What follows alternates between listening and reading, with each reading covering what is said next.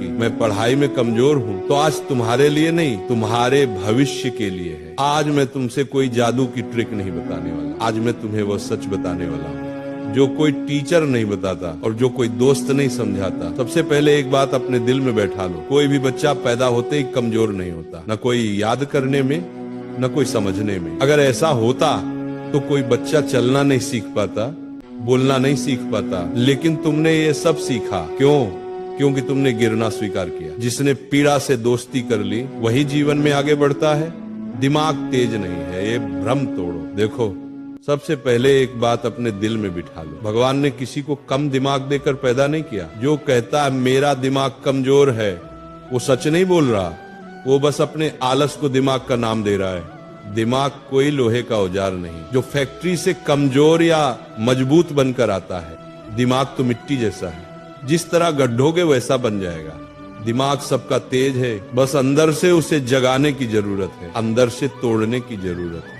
ध्यान से सुनो, पहले तो अपने आप को नीचा कहना बंद करो। जो स्वयं को हीन मान ले उसकी शक्ति वहीं समाप्त हो जाती है। अगर तू रोज अपने आप से कहता है मुझसे नहीं होगा, मेरा दिमाग नहीं चलता, तो समझ ले तू खुद अपने दिमाग पर ताला लगा रहा। आज से एक ही वाक्य बोल, मेरा दिमाग शांत है, साफ है और सीखने के लिए तैयार है।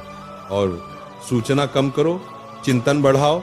आज का बच्चा कमजोर नहीं है, भरा हुआ है, इतना भरा हुआ कि सोचने की जगह ही नहीं बची। मोबाइल, गलत विचार, ये सब दिमाग को तेज नहीं बिखरा हुआ बनाते हैं। दिन में कम से कम 30 मिनट ऐसा समय निकाल जब तू कुछ न देखे, कुछ न सुने, बस बैठे और सोचे। शांत बैठना सीख ले, दिमाग अपने आप तेज हो जाएगा। और शरीर को साधे बिना बुद्धि नहीं खुलती। अस्थिर शरीर में स्थिर बुद्धि नहीं टिकती।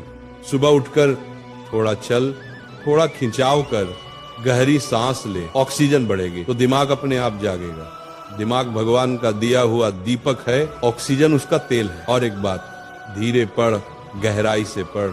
जल्दी पढ़ने से दिमाग तेज नहीं होता, समझकर पढ़ने से होता है। एक पेज पढ़ लेकिन उसे महसूस कर, जो पढ़ा है उसे मन में दोहराने की कोशिश कर। याद रखो, दिमाग स्पीड से नहीं स्पष्टता से तेज होता है। आखिरी और एक बात, सोने से पहले मन को शुद्ध करो। रात को सोने से पहले फोन नहीं, डर नहीं, चिंता नहीं, बस एक बात सोच, आज मैंने कुछ सीखा है।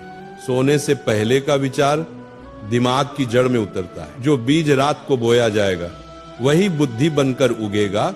दिमाग तेज होने का मतलब सिर्फ सवाल हल करना नहीं होता, दिमाग तेज तब होता है जब तू हार के बाद भी खड़ा होने का फैसला कर ले। जब तू कहे समय लगेगा लेकिन मैं सीख जाऊंगा। यही भाव, यही विश्वास, यही साधना तुझे दूसरों से अलग बनाएगी। भगवान बाहर नहीं है, तेरी बुद्धि में बैठे हैं। बस उसे शांत कर, साफ कर और भरोसा कर। तेरा दिमाग तेज है, बस अब तू उसे पहचान।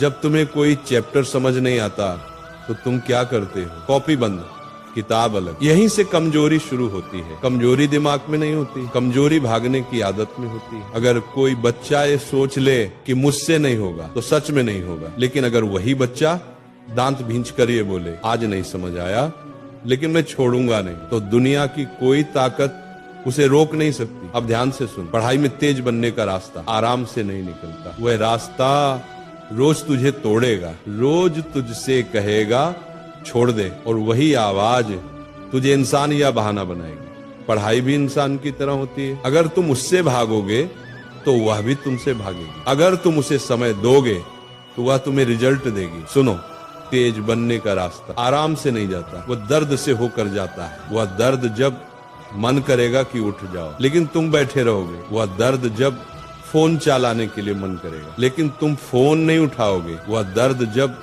दोस्त बाहर घूम रहे होंगे और तुम किताब के साथ अकेले बैठे होंगे। यही दर्द तुम्हें अलग बनाता है। जो सहन कर लेता है वही सक्षम बनता है। अब एक बात गांठ बांध लो, पढ़ाई में तेज बनने के लिए कोई गोली नहीं आती, कोई शॉर्टकट नहीं होता, कोई जादू नहीं होता। सिर्फ एक चीज काम करती है, लगातार बैठना, रोज बैठना। मन हो या ना हो बैठना, समझ आए या ना आए बैठना। शुरुआत में दिमाग बोलेगा छोड़ दे, लेकिन तुम मत छोड़ना, क्योंकि दिमाग पहले भागने की ट्रेनिंग ले चुका है। अब उसे मेहनत की ट्रेनिंग देनी है।